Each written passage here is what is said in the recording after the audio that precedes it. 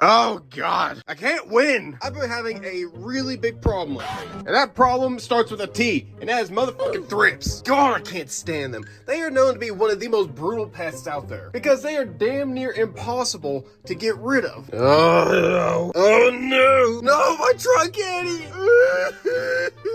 Oh, it's everywhere. This is so much worse than last time. And some plants I just straight up had to throw away. Do you remember that really nice ventrata that I had? Yeah, that thing's in the garbage. Golly, this poor ventricosa. It's bad. And treatment after treatment after treatment and nothing. It's getting on other plants, not just the nepenthes. This syngonium milk confetti. I just repotted it, gave it the treatment.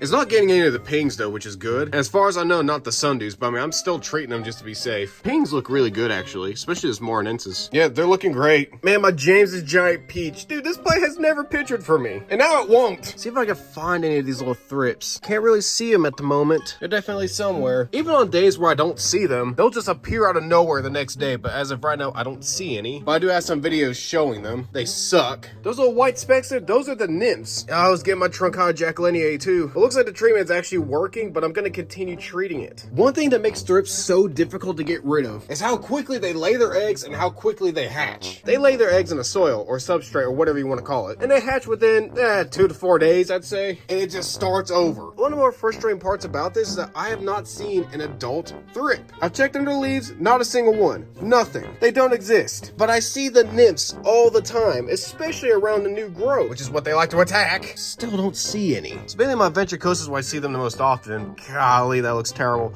Oh, wait, that might be one right there. You can never quite see them. It's always the same plants getting hurt by it too. Again, I'm not seeing a single one. Why? Either way, if you see these little nymphs on your plants, treat them immediately. Don't be like me. Don't just wait till you start seeing damages from it. And of course, the damages would be like very small and crinkly looking leaves. You'll see the stem and growing points discolor. A lot of these brown patches, like my Nebulon clipiata. This one got hit. Some plants have just kind of shrugged it off. Others are taking it very personal. And don't just check your nepenthes. Check everything from your sundews, orchids, ferns, whatever. And I think I know where I got them from. My local plant shop. I was seeing these syngoniums and they were full of thrip damage. In fact, the Carnes plant section also had a lot of thrip damage. A lot of these plant shops, be very careful. Check for pests. That's probably where I got mine from, and that's probably where my friends have gotten them from. It sucks. It really does. Well, I've tried 4 different treatments. Because one thing about pests that's really annoying, they can gain resistance to your pesticide, which is insanely aggravating. So you kind of have to switch up here and there. I've been using neem oil, insecticide soap, Midex. This stuff stinks. Pleasant odor, bullshit. It's garbage. It kind of works though. The most effective thing is this stuff right here, the systemic houseplant insect control. It's these little granules that you bury in the soil. That's why you see some of these guys with fresh sphagnum moss on the top. Because I just removed the top layer, bring it in the granules, and put a fresh layer of moss on top. And apparently that is so devastating to these plants that they just drop all their fucking pictures. My truncata jacqueliniae, my low Spectabis campanulata effipiata, my splenium, my truncata speckled. Its newest picture coming up, it's got small lid syndrome. Or they'll just give me wonky pictures like this Miranda. What are you doing? Some did keep their pictures like the Spectabis veitchii. Thank God. So yeah, some nepenthes just straight up don't have pictures anymore. My truncata campanulata by truncata low veitchii campanulata. It had such a nice picture, and then it dropped it because I just changed the soil on top. That's all I did. The new one's coming up though. That's good. Yeah, it was showing some signs of thrips. But yeah, this stuff right here has definitely worked the best of the bunch. But this stuff is pretty toxic. Oh no, I just noticed this. My Trusmodiensis by platykyla. It's always done super well for me. Check out that new picture. That looks awesome. But then this upcoming leaf. Oh no, I hate it whenever they do that. Oh no, my Densiflora aristolachioides. No, why? No, it's traveling down here. Oh no, that's bad news. That's really, really bad news. Okay, I was about to say the bright side is nothing down here is really affected, but oh no, I was wrong. I was very wrong. I gave it a treatment anyway. That could, oh no. I gave everything down here a treatment. You can still see like the patches of sphagnum moss there. I gave Bane special treatment. I gave him a patch of live sphagnum moss. Look at its newest leaf. It's huge. New picture coming. Oh, that's gonna be a good one. That's gonna be a very good one. Yeah, the plants down here look fantastic. They're doing great. VGI X just gave me its first picture. It's already got stripes. Check that out. Heck, even Trusmatiensis is doing good for me. As tiny as this little plant is, it sucks how small it is. Glandular for VGI cross VGI Candy Dreams. Oh, that looks great. That looks amazing. Heck, the Helium 4 is doing great. Yeah, low VGI Bastion VGI Maxima VGI by Platykyla. Look at the newest picture. That looks so good. Please focus. Yeah. Truncata EP looks great. Look at its newest leaf. Oh, yeah. Yeah, these plants are doing great down here. Pitapangeae was definitely showing some signs, and so is this Aristolike UADX, but I got that sorted out. Just give me a picture, dude. Come on. This one's so slow. Other VGI down here. Yeah, things are doing great down here. Not too worried down here until I saw that.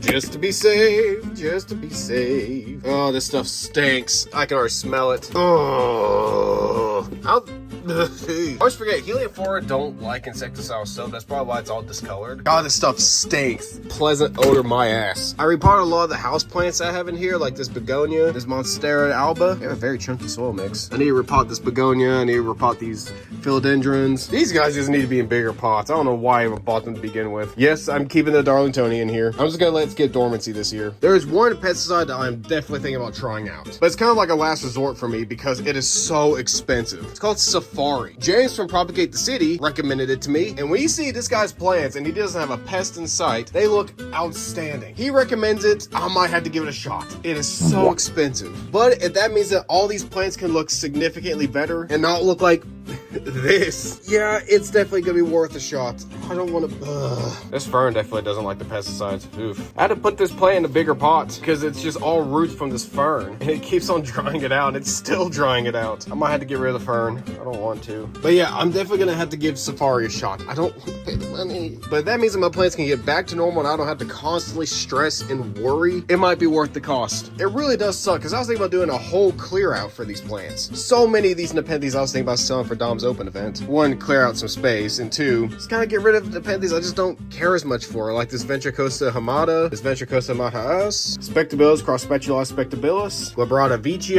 Ramaspina by Renwort Diana. So many Nepenthes that I would like to just get rid of, sell them off, pass them on to other people. But right now, I don't want to take that risk. I don't want to risk giving people pests and they have to deal with the same bullshit I gotta deal with right now. The only plants I'm willing to sell / give away are stuff like the pings, because they're not having any problems with the thrips at all, and I've given them multiple treatments. Once I've repotted all these guys, there's a systemic in there, so I mean, they should be fine. I'm not selling any of these pings, mainly just selling off these cuttings. I have quite a few of them, but yeah, it's very, very stressful.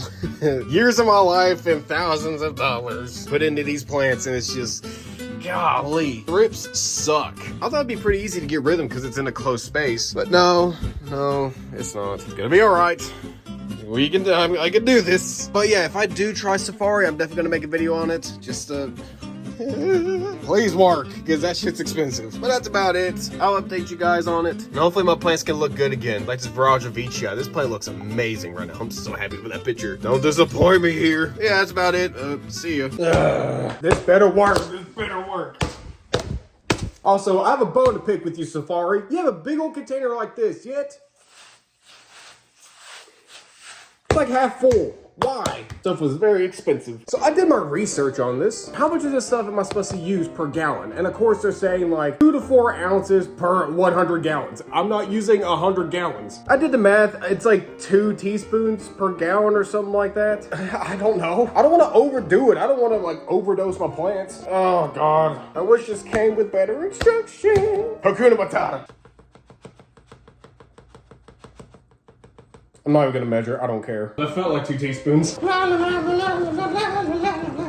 means no worries for the rest of your days. Hakuna Matata. Alright, see if that works, because if it doesn't work, I'm just... Well, I just did most of the applications on camera. Whoops. I can at least show you on this Viraja vicii. But all this hard work in these plants. Yeah, I did a soil drench. I don't care. I'm doing everything in my power to make sure these plants are good, safe, and sound. I hate you, thrips. Damn it. I'll update you guys later. All right, it's been about a week now, and already just with one treatment, I have not seen a single thrip anywhere. It is a miracle of how well Safari works already. Here's a fresh leaf on this guy. Looks so much better than the previous ones, especially that one. Jesus Christ. That's already looking better. New leaf on James's giant peach. So much better, but there's still no embryo. This plant's never gonna picture for me. Oh, look at this ventricosa. This plant was demolished. And check it out. It's not perfect, but it's a lot better. Just one treatment. I'm gonna do a second treatment probably tomorrow after work, just to be safe. You never know. They could just pop out of nowhere again. And I'm just gonna do monthly treatments. Even though most of those treatments will be unnecessary for the most part, it's more of a peace of mind. I highly recommend this stuff. It's expensive, but it works. Trust me, it just works. So much stress is gone now. Also, I kind of redid the layout of the grow tent. Some things are in different places now. Moved the light up a little bit and I increased the power. So these plants right here can get full sun. Well, sun. Yeah.